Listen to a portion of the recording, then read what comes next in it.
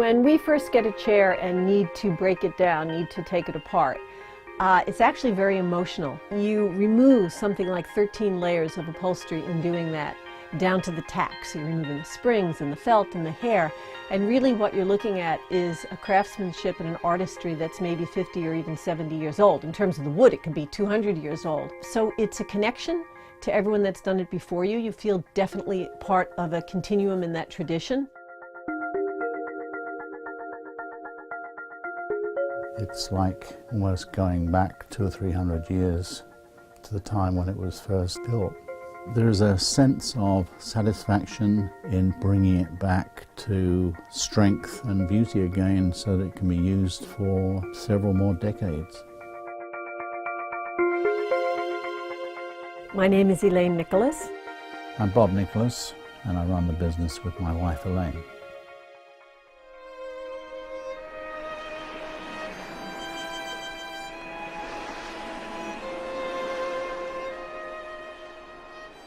I love mysteries because everything is a mystery. You never know how things are going to turn out.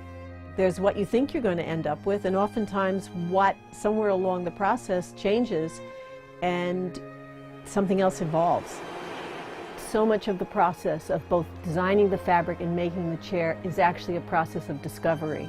It's almost as if the design has its own voice, and from that point on tells us what to do with it and how to shape it in terms of the piece of furniture. I've been interested in furniture restoration for about 40 years, and as a coincidence, Elaine became interested in furniture upholstery, and it was like a revelation that we could actually go into business together with complementary skills.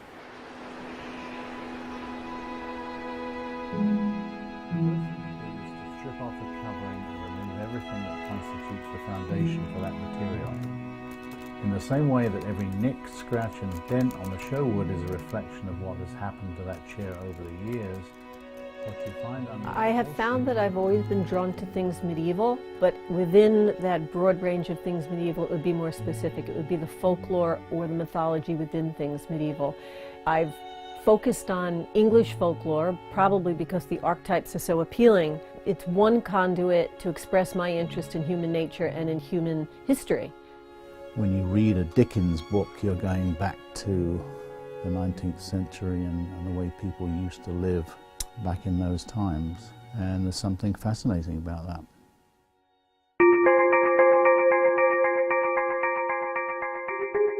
The first moment that I ever entered an upholstery workshop, you could smell the cotton felt that's used in the padding of the chair.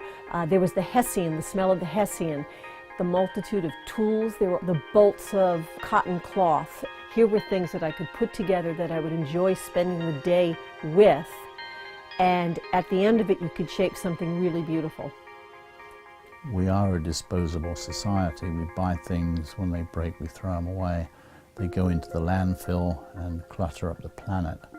If you take something that was destined for the landfill and you restore it so that it can last for, maybe 50, 100 years, you've saved it from the landfill, and it's really a form of sustainability.